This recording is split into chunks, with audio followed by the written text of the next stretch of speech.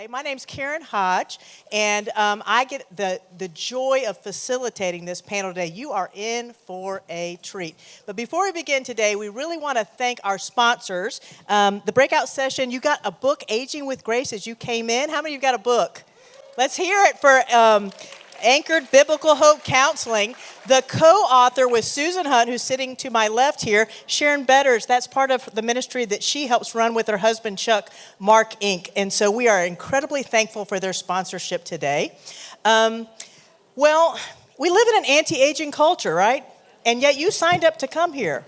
You know, it's just amazing that you want to talk about this topic today, because I think there's a lot to explore that our culture is not really telling us. But you need to figure out who you're going to hear from today. And we have Susan Double Blessing sitting up here on the stage with us today. So without further ado, Susan Hunt, could you tell everybody a little bit about who you are? And we told each other we're going to tell you how old we are. So I'll go last. But Susan, you're up first.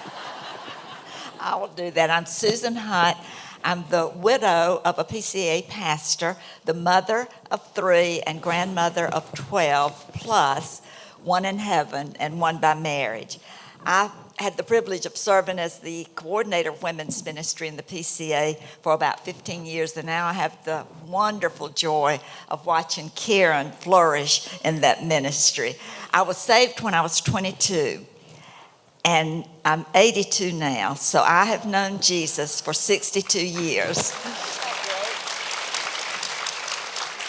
And I can tell you, he keeps his promises. I'm excited about this topic because I'm so excited about the promise that he makes to us in Psalm 92. The righteous flourish. They still bear fruit in old age. This psalm is very personal to me. I began thinking about it and studying it and praying it into my life and discussing it with my friend Sharon Betters about a year before my husband became ill and went to heaven. And in the fatigue and the grief of his illness, God kept his promises to me. By his grace, I am flourishing. As we read in 2 Corinthians, we do not lose heart, though our outer self is wasting away. Our inner self is being renewed day by day. The prayer of the old man in Psalm 71 is my prayer.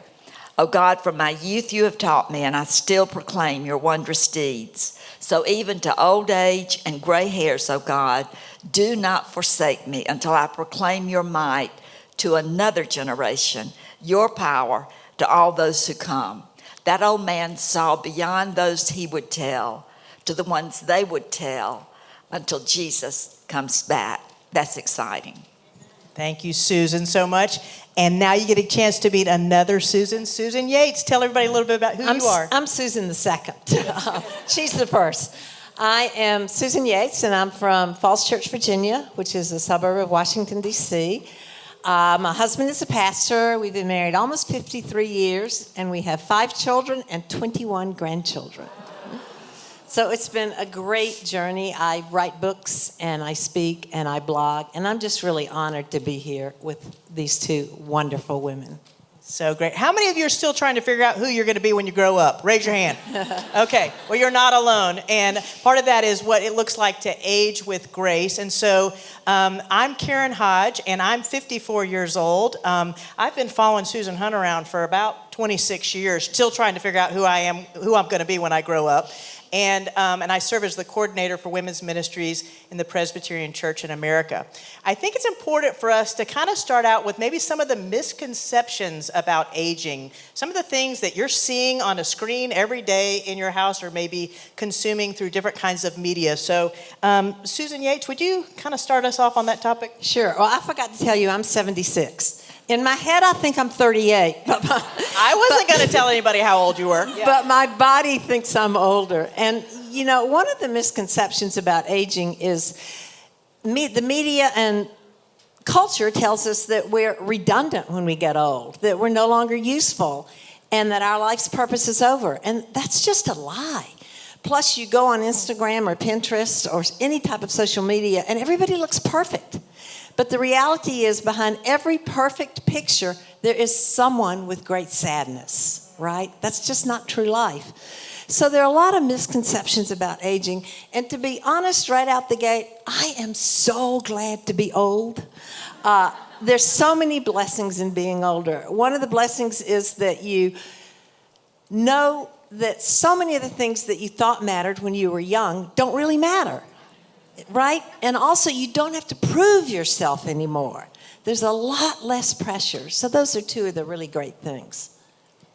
Yeah, and when I listen to those things that the world tells, and to tell you the truth, when I listen to my own heart, I began feeling like, well, because I'm not productive anymore, I don't matter anymore. Or when I think about how dependent I am on others, I begin to think, well, I'm a burden on others. But relying on my own world, my own heart, and what the world tells me, girls, it makes me cranky. But when I remember what God says, it changes the perspective. I am captivated by the first question in the Westminster Shorter Catechism, that my purpose, my chief end, is to glorify God and to enjoy Him forever. This focuses me on the grand reality that the gospel is big enough, it's good enough, and it's powerful enough to make every moment of every season of life significant and glorious. So every morning as I wake up, my prayer is, Lord, give me grace to glorify and enjoy you in whatever you ordain for me today. I love what J.I. Packer said. The older I get, the more I want to sing my faith and get others singing it with me. Theology is for doxology. The first thing to do with it is to turn it into praise and thus honor the God who is its subject. Me too, Dr. Packer. Me too. So great. Today, we may not actually sing out loud, but we're going to sing in our hearts, because the goal here today is to think biblically about aging with grace rather than experientially or culturally.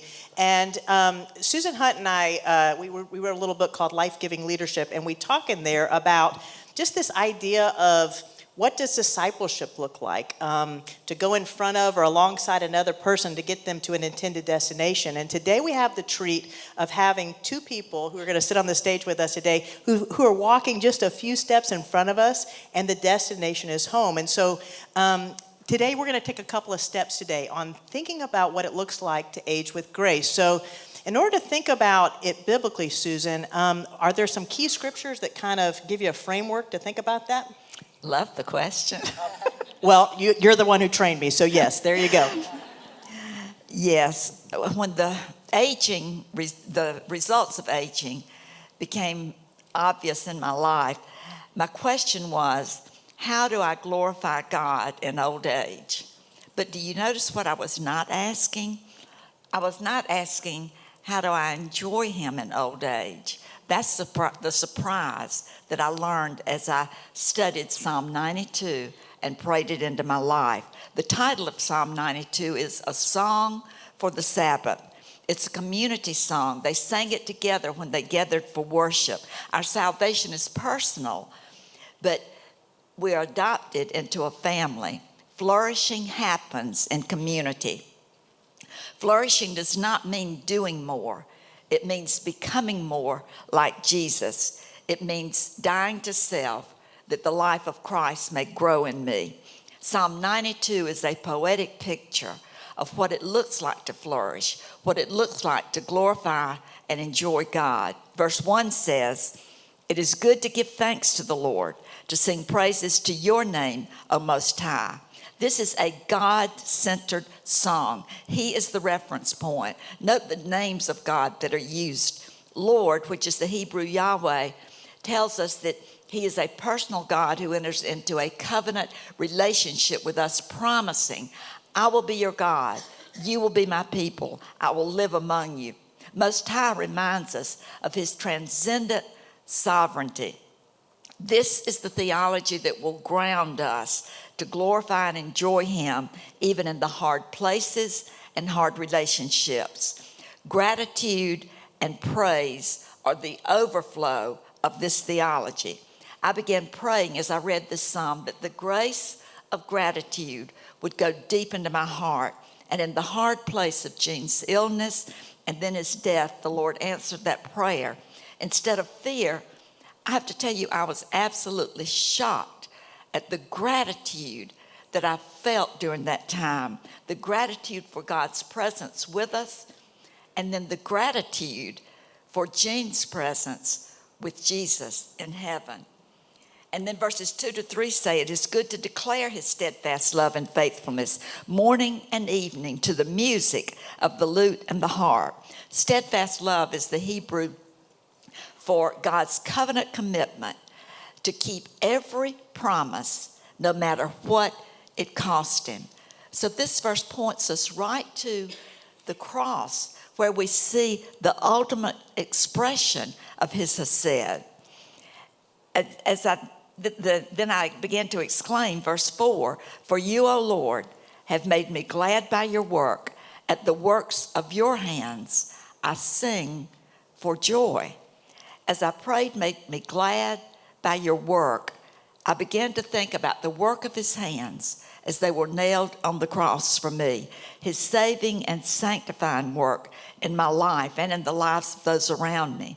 Grief is real and it's hard, but we grieve in the context of the hope of the gospel and in the context of the joy of the gospel. Gospel joy is beyond our natural ability to understand or to produce. Jesus said in John 15, these things I have spoken to you, that my joy may be in you, and that your joy may be full. His joy in us, it's a gift. He is the source. We can't produce this joy, but girls, we can pray for it. Psalm 21:6 shapes my prayer over and over and over as I go through each day. Make me glad with the joy of your presence. And he does. That's so sweet. I love this idea of flourishing is not about doing, but it's about becoming. And we can only do that when we have the right framework. So Susan Yates, what are some scriptures that frame your framework? Well, I as well love Psalm 92, but I also love Psalm 139, which is familiar to most of you, which really is the essence of how God knows us. Even before there's a thought in our minds, he knows us. Even before there's a word on our lips, he knows us. And it's overwhelming to think about God knows me better than I know myself, which is a relief. But in the context of knowing me, he also forgives me. And that's so hard to get our heads around, because over and over again, I'm sure if we're all honest as moms, we have all felt at different times, well, I've ruined my child. You know, it's just done. I've ruined my child. Over and over again. And I remember one time feeling like this and thinking, okay, Susan, your ability to ruin your child is not nearly as great as God's power to redeem him. And doesn't that put it a little bit in perspective? And we need to remember that at every season of life, because sometimes we attribute to ourselves a lot more power than we really have. God's power is greater than our biggest messes. So great. How many of you have ever done one of those little exercises, maybe in a women's ministry small group, where you're trying to chart your life out and it kind of looks like this, or like this, or like this, right? It kind of looks a little crazy. There's high highs, there's low lows. But what these sweet Susans are talking about are truths that transcend the highest highs and the lowest lows. So Susan Yates, could you give us some examples of the things that stay the same even though the life around us is changing? Yeah, one of the principles that has really helped me is to see life in terms of seasons. You know, we have that season of being a newlywed, the season prior of being single, the season of parenting toddlers, of parenting teens, the season of the empty nest for some of us, the season when they bounce back again. But one of the things that's been really helpful to me is to realize that every season will have challenges unique to that season, but every season will also have blessings unique to that season. Let me give you a couple of examples. Toddlers say the funniest things. I remember when Susie, one of our twins, saw the ocean for the first time.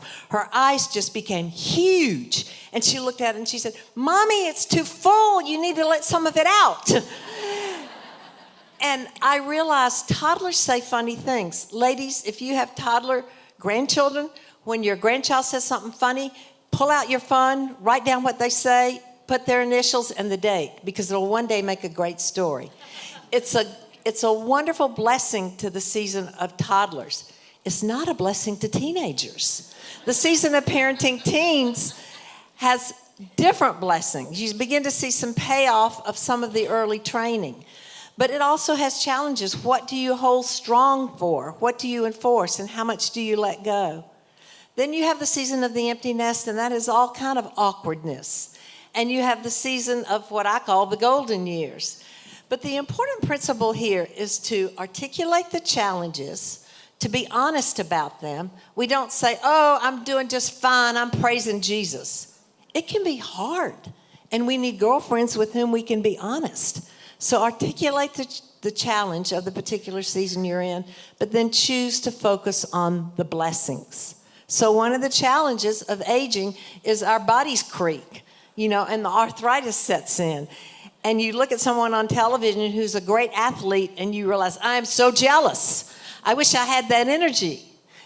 And we don't. But one of the blessings, as I mentioned, is that you begin to realize what really matters. And there's something wonderful about that. And another thing that you realize is the release of pressure to accomplish and to succeed. And perhaps I'll talk about that a little bit more in a minute. Oh, that's great.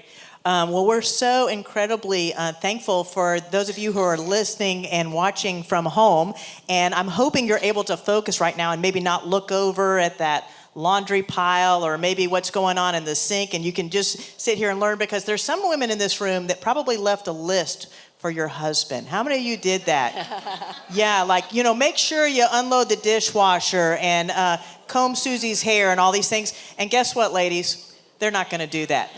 Yeah, you're going to get home and there's going to be dishes in the sink. I'm sorry to tell you that. And so the next thing we're going to talk about is how do we actually walk this out? What are rhythms that help us walk this out when we go home on Saturday night? So Susan, what does this look like to have a rhythm of faithfulness to age with grace on a hard Monday? Yeah. God has given us the outward means of grace to enable us to flourish. His word, prayer, Sabbath worship, the sacraments, and fellowship. As we continue with those rhythms, day after day, year after year, decade after decade, sometimes it begins feeling like we're just in a rut. But girls, it's a righteous rut. And as we continue, God then begins gradually to take those outward means of grace, and by the power of His Spirit, He strengthens us in our inner being so that we know Him better. We know the power of His presence with us. We know and are grounded in His love and His goodness. And then, Psalm 92, the righteous flourish like the palm tree and grow like a cedar in Lebanon. They're planted in the house of the Lord. They flourish in the courts of our God. They still bear fruit in old age. They're ever full of sap and green. A palm tree's flexibility and root system enable it to withstand the hurricane wind forces. We don't have to become brittle, bitter old women. Do you know that the fruit of the date palm that grew in Israel grows sweeter and more abundant as the tree gets older? Isn't that interesting?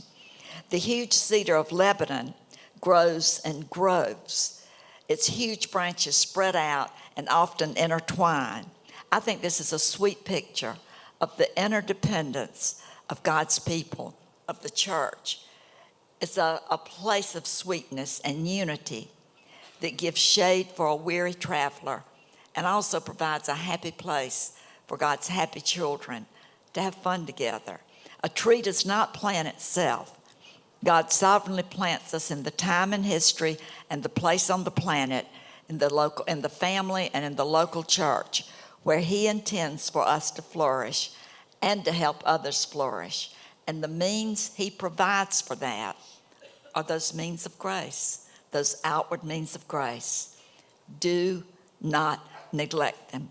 Let them become the rhythm, the melody of your life. Thank you so much, Susan. How about you? Have you ever been in a righteous rut? I'm writing that down when I get a pen. How about you? I love Susan Hunt's emphasis on the scriptures because she models for us that the Word of God is what lasts. The grass withers, the flower fades, but it's the Word of God that lasts. And so as I have gotten older and older, my hunger for the Word of God has become greater and greater. And that's what we want to hunger for, the Word of God. I love Psalm 119, 105. It's, thy word is a lamp unto my feet, a light unto my soul or path. And that's the main prayer I pray for my kids and my grandkids, is that they would fall in love with the Word of God, because that's going to be what sustains them. One of the things I've realized as we get older is that we really grow on two parallel tracks. We have natural growth. Picture a railroad track for a minute. You know, you need two tracks that run alongside each other. One represents natural growth and one represents spiritual growth. Neither is more important than the other. They are both crucial, but they're very different. Natural growth involves teaching our children to become independent, to make their beds, to make their lunches, to learn how to balance a bank account, because our goal is that we would raise responsible adults who will make a positive contribution to society. So progress and product are important in natural growth. We want to see progress and we want a good product. We want them to improve in their grades. We want them to make partner in their firm. That's natural growth and it's good. But spiritual growth is so very different. Spiritual growth, instead of becoming independent, we become more dependent. We become more in the place of a person who says, God, I can't. And I think those are two favorite words he loves to hear from us. I can't. So as we age, we realize we become more dependent on the Lord, not less. And that's so countercultural to natural growth.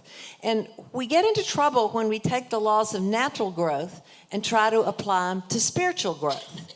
And we think, God, I should already know that. I've been through this before. And God says, oh, Susan, you'll never get there. You'll never get to that there, this side of heaven. You need to become more dependent on me and not less. And ladies, frankly, that can be embarrassing, right? Because we think we should know how to trust God. I have a friend who once said to me when I was complaining to her, she was one of my prayer partners, and I was so frustrated with myself, and I said, I should be able to trust God in this. And she looked at me eyeball to eyeball, and she said, Susan, who are you to think that you should be able to trust God? Whoa. And you know, with that, she just brought me down. And I realized again that as I grow, I really need to become more dependent upon the Lord, not less. Yeah, dependence is actually a sign of spiritual maturity. That's exactly right. And so is this idea of interdependence that Susan Hunt referenced. I got to be careful. Susan, right?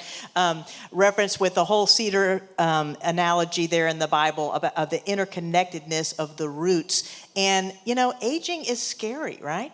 And we need to know that we're not alone. And so we have this privilege of walking each other home. And as we take steps, we just need to be encouraged to remind each other what is true. And so we need people, like I said, who are maybe a few steps ahead of us, people who are coming alongside us. And that's why it's important in our churches to actually cultivate an intergenerational gospel culture. That's what really Titus 2 discipleship is at its heart. So I'd love to hear from you, Susan Hunt. What does it look like to cultivate that kind of culture so that women can actually flourish? Well, it starts with our theology. And as you said, Karen, Titus 2 calls us to do this and tells us how to do it. In Titus, we read that older women are to teach and train younger women. We're to teach the gospel, and the word train means we're to show. We're to show them what it looks like to live out the gospel. This is a generational, covenantal concept. A word-based, relationally driven women's ministry will equip women to think biblically and live covenantally. And if you want to know more about that, talk to Karen. But it will also, this kind of a ministry, will provide opportunities for intergenerational relationships to happen. I'm in a very small church, around 100 people. And one of the ministries of our women's ministry, which is very active and very strong, they are equipping the women in our church to think biblically and to live covenantally. But one of those ministries is called Sisters of Grace, where women volunteer to be paired with one of the girls in our church from age 18 down to age 5. And last month, we had our spring event, and women had been asked to decorate the tables. So when I got there, I was walking around looking at the tables, and I came to one of them, and the young teenager, 18-year-old Hannah, was standing there. And I said, Hannah, do you know who decorated this table? And she just grinned, and she said, Miss Jerry and I did. She's my big sister. And then she went on to tell me how that when Jerry asked her, she said, I don't know anything about decorating a table. And Jerry said, we'll do it together. And Jerry walked up about that time. And they were just beaming as they told me about going to buy flowers and to get favors for the table and then using Jerry's beautiful china. And it was just a delightful moment, but I kept thinking about it. And so a couple of weeks later, I texted Hannah, the 18-year-old, and I said, what did you learn from that experience? Now, I need to tell you that Jerry is a woman in her 70s who is in a hard battle with cancer. And this is what Hannah wrote. I'm just giving you excerpts because she wrote me a lot. That experience made me feel very loved. Now, I can stop there, and it's enough. We had good conversations that led to a deeper connection between us. We genuinely love spending time together. She's dealing with lots of sickness. I'm dealing with changes and with becoming an adult. But being with her is comforting for me because it helps me to see my issues will resolve and I can become an amazing woman like her. Such a simple thing, such a simple ministry, but it's an intentional ministry that is teaching women not only to think biblically, but to live covenantally. Both of those women, that 18-year-old and 70-something-year-old, are flourishing. But not only are they flourishing, because they are, community life in our church is flourishing. In the courts of the Lord, this is what happens. I love that. How about you, Susan Yates? Well, one of the things that I think helps in a church and in our own individual lives, actually there are three things. And the first has to do with raising the next generation, our kids, our grandchildren, but also us and also in the ethos of our ministries in the church. God wants us to be other-centered people. It's based on the second commandment rather than me-centered. And often if you think about it, a woman walks into a room with the mental attitude, who will care for me? Who will reach out to me? Whereas another woman walks into a big room, who can I care for? We want to raise other-centered children and grandchildren rather than me-centered. We want our churches to represent women who reach out to others rather than waiting to be catered to. This is interesting. We just came off 2 weeks of spending time for 2 weeks with 8 of our granddaughters. And I got them these little flower journals, and we did a devotion in the morning. And one morning we took time, and I said, okay, think of 2 friends in your class who might not know Jesus, or might be lonely, or might not have friends. And I want you to write down their names and begin to pray for them and see how you can reach out and be their friend. There's just a little illustration of helping our kids become other-centered. So that's the first thing. Ask God to make you other-centered, not me-centered. The second thing is to be what I call a sandwich woman. You picture a peanut butter and sandwich, and you're the peanut butter in the middle, and you have one piece of bread on top of you that represents an older woman who's a season ahead of you, and one piece of bread on the bottom, and that represents a woman who's younger than you are. We need both. We need to be following someone who's ahead of us in life, but we need also to be pouring out into someone who's younger, just like Susan's doing at her church.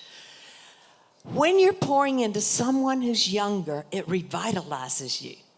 So seek to build a ministry or become a woman who's a sandwich woman. And thirdly, this is just something we did, interestingly, in the last 3 years.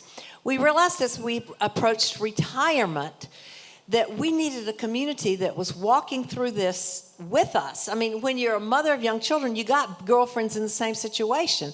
Then you've got teenagers, and then you hit the empty nest, and you begin to find some others going through it. Well, as you approach retirement, it's sort of like, what do we do now?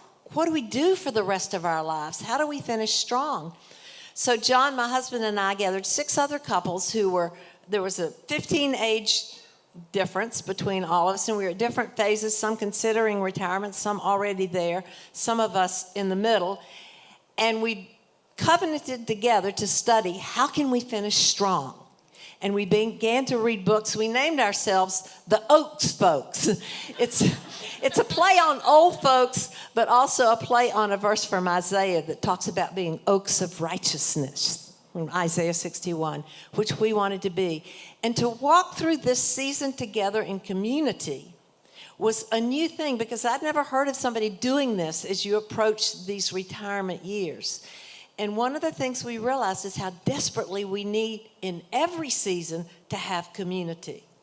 And as we've walked these past 3 years with these 6 other couples, we've ushered one wife into the kingdom. She died of cancer, and it was a holy moment to experience this together. So I would say, first of all, ask God to make you a there you are woman. Secondly, become a sandwich woman. And thirdly, seek to form a community group that will walk through this next season with you, because you can't do it alone. You know, often I get phone calls about like how to have some kind of stellar women's ministry, and what I always want to say is what you really want is exactly what the sweet Susan's just pointed out to us. The beauty of just having a healthy church, a healthy community, where we're unpacking the content of the gospel in the context of community, step upon step. And so the question is, like, now what? Like, as you walk out of here on a Saturday night, what is this going to look like for you to actually walk this out, to be a peanut butter sandwich? I never really thought about that. What's it going to look like for me next Monday for that to be a reality? So the way that we age with grace is one day at a time, one step at a time. And today is the day that we begin to age with grace. It's a new beginning for each one of us today to consider that. So as we think about closing this time out, Susan Yates, what's one step we can take as we leave this conference to actually seek to age with grace? Well, one of my favorite verses is 1 Thessalonians 5:24, and it says, faithful is he who calls you, he will bring it to pass. So often we sense he's calling us, but then we try to bring it to pass. And what we have to do again is fall back on being dependent on him. And as we sense his calling, asking him to bring it to pass, whatever it is, whether it's reaching out to that 13-year-old girl on your street who's not getting along with her mother, or that 32-year-old woman who's dying in a pile with babies dripping all over. God's got someone for us to care for. But remember, he's the one who will bring it to pass, not us. How about you, Susan Hunt? I think the most practical thing I can say to you is pray. Pray God's word into your life. Pray for grace to glorify and enjoy him, whatever situation you're in. Learn to ask yourself the question, how can I glorify and enjoy God right here, right now? Pray that Jesus will increase and you will decrease, and repent when that gets reversed. And pray that you will be intentional in cultivating relationships with those in the courts where God has planted you. Thank you both so much. I know that 40 minutes is not enough time for us to talk about something that the truths that we talked about here, again, they don't just transcend seasons of life and challenges of life, they're eternal. And as we get a chance to walk each other home, I want to encourage you to go home and continue to reflect on this topic. We have some prolific authors that are sitting up here on the stage with me, but I just have several of their books. And so Susan Yates recommends this cousin camp. You want to make any comments about this? Well, this is a camp we've done with our grandchildren. We've done it for 11 years, where we bring them in every summer. And the purpose is to build friendships amongst the cousins, because we're all spread out. and I want my grandchildren to know each other. So it's really just a manual for how to plan a family reunion. Yeah, and when you were talking about that whole spiritual growth thing, this risky faith, how does it connect to this book? Well, in this book, I talk about the difference a little bit more in natural growth and spiritual growth and how we grow on those two double tracks, amongst other things. Great. And the one devotional, and you can actually subscribe to receive this in your inbox, which I get my one words from Susan Yates, which is incredibly encouraging. It's a devotional I did really out of my own quiet times, where I asked God to give me one word of his character to dwell on each day. And out of this, I wrote 100. It's 100 words, 100 verses, and 100 thoughts for 100 days. And I actually just have used this with our grandchildren. They love to pick which one and share it. So it's a great thing to do with children. I have two 12-year-old girls in my neighborhood using them.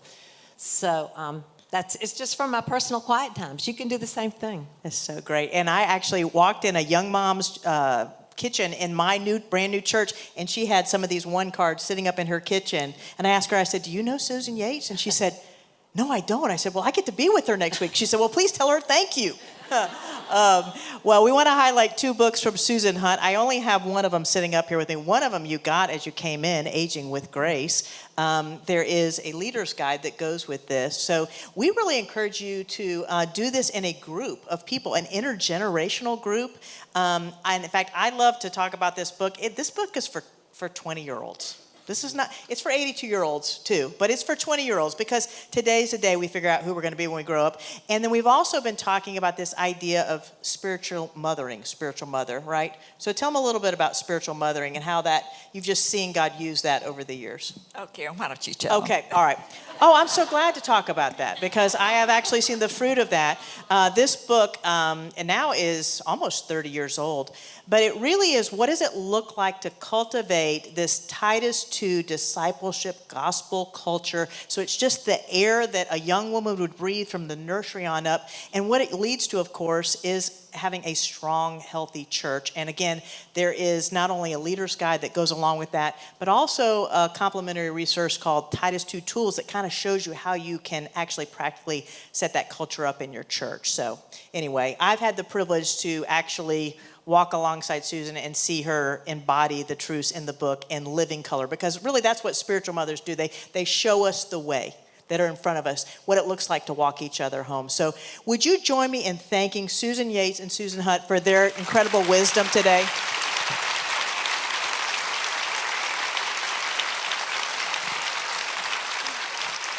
What you've seen on this stage today not only is incredible wisdom, but in my humble opinion, it is sweet stewardship. In other words, what has God entrusted to these two women that he's taught them as they've aged with grace, as they are flourishing in his truth, and they've stewarded it here today. So thank you from the bottom of my heart for being willing to do that.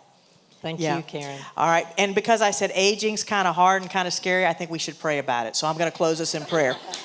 Lord, I thank you so much for the women that would be willing to come and spend time setting their eyes on the finish line. And when we get to the finish line, we're going to be with you. We're going to finally be home. But each step of the way, each step of faith, Lord, would you help us to flourish as we meditate on your truth? Would you help us to flourish in the context of community as we realize we're not alone? Would you give us grace to maybe reach back for the people that are maybe a few steps behind us chronologically in age or maybe even spiritually speaking and say, hey, come on, let's walk this walk of faith together. Let's age with grace in the context of community. Let's unpack the beauty of the gospel together. Lord, we thank you so much for this privilege, and I ask that you would bless the women that are sitting here, that you would take even a nugget of truth they've learned today, and you would multiply it greatly as they return home in their homes, in their churches, and in their communities. And we give you all the glory for everything we've talked about today. In your name we do pray. Amen.